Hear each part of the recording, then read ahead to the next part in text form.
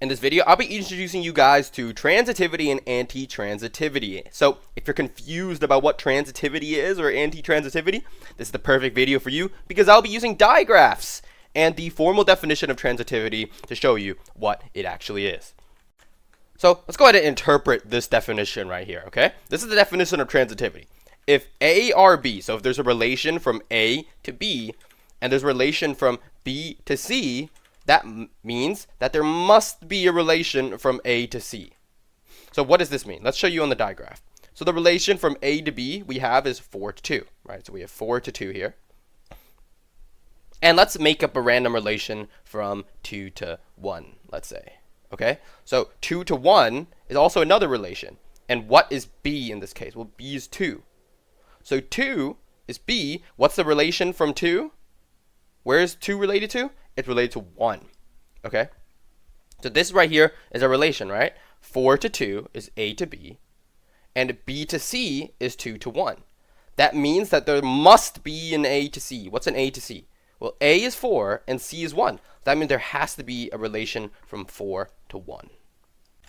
Another way that you can put this is, let's say you have a path. Okay? So let's say this is my starting point and I have a path. And I stop off at my house. So this is my house. Okay? And then I want to go to the store. So I go to the store. Okay? So I took a two-way path. And think of this as the binary relation, right? This is the arrow here. This is the arrow here. So this is my starting point. So this is transitivity. If I go to my house and I go to my store, there must also be a path from my start to the store directly. And this is what we're doing here. I start at the 4. If I start at the 4, I go to the 2, and I go to the 1, there must also be a path from 4 to 1. Well, let's give another example. Let's have the arrow from 4 to 2 again. And let's say the 2 points to 3 this time, right? So what's A, what's B, and what's C? So A and B are the same. It's from 4 to 2, right? We start off at 4 and we end off at 2 for the first arrow, right? So 4, 2. So B is 2 here. What's C now? Well, B to C is 2 to 3, right? Because B is 2 and the only relation we have right now is to 3. So 2 to 3 is BRC. Okay? Now that we have this, what's A, what's C? Well, A and C are 4, so A is 4, and C is 3. So we should draw an arrow from 4 to 3. And this right here is, again, transitive. Without this arrow, without this relation, right, just this relation alone is not transitive. It violates transitivity because we do not have AC. So this right here is also transitive. And let's give you another example. And I'll show you a way that you can figure this out by just looking at the digraph. You don't have to look at the definition. So let's say we start off at 1, and 2 points to 3 and 4. So if we start off at 1, let's follow a singular arrow. Okay? So we follow this arrow, we get to 2. And we see that 2 points to 3 and 4. We just pick one more arrow. So we need to follow 2 arrows. Let's follow 2 arrows. Follow 2 arrows like so. So we followed this arrow, and we followed this arrow. Now we went from 1, 2 to 3. That means that in order for this to be transitive, the start point, right? The start point must be connected to the end point. And what's the end point? It's 3. What's the start point? It's 1. So 1 needs to be connected to 3. Okay, there's another arrow as well. We follow 1 to 2, and 2 goes to 4, right? This is 2 arrows. This is the start point, and this is the end point. What arrow must be here? What relation must exist for this to be transitive? 1 to 4. And this relation is now transitive. Well, let's go ahead and test out your transitivity eyes real quick. Is this relation transitive?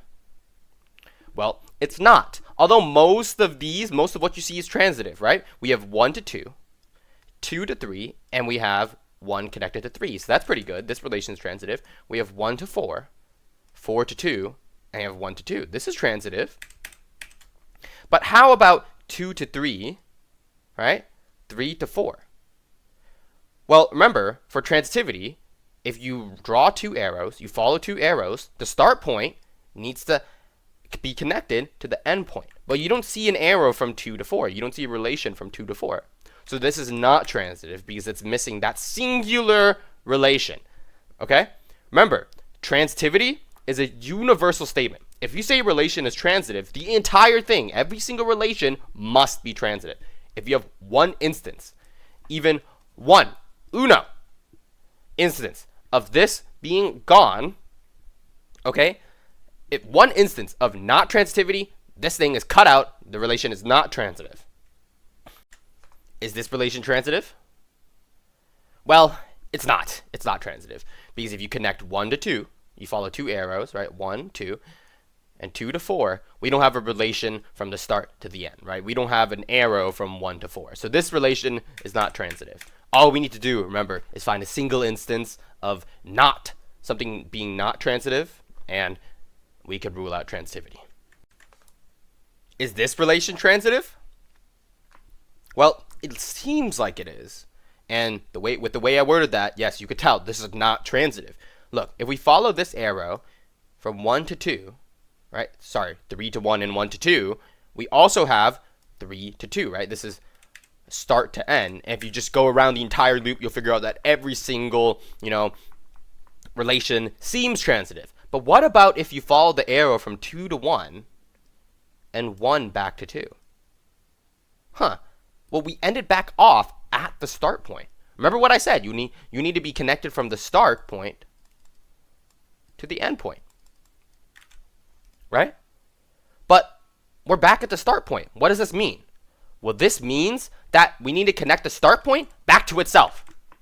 We need to connect the start point back to itself. And what does this mean? That means we need to draw an arrow from 2 to itself. Okay? So this right here, this relation is not transitive because if we follow 2 arrows, if we follow 2 to 1 and 1 to 2, there's no relation from the start point back to the start point, right? Which is this one, right? Just the reflexive relation from 2 to 2. So transitivity also has no limits. It has no limits on self-relations. All right? So if you end back up at the start point after following 2 arrows, you need a relation back to itself. Anti-transitivity is a quick topic now that you understand what transitivity is. Hopefully. But anti-transitivity is when there's no transitive relations at all. Not a single transitive relation. So if AB and BC, there cannot be AC. All right? That's the definition of anti-transitive. And we have an example here, right? If AB and BC, there cannot be AC, right? There's no 1 to 4.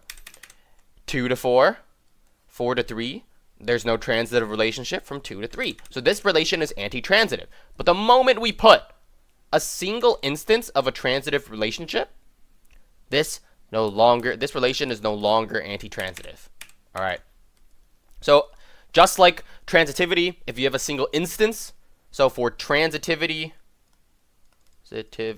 one instance of anti-transitivity, you are no longer transitive.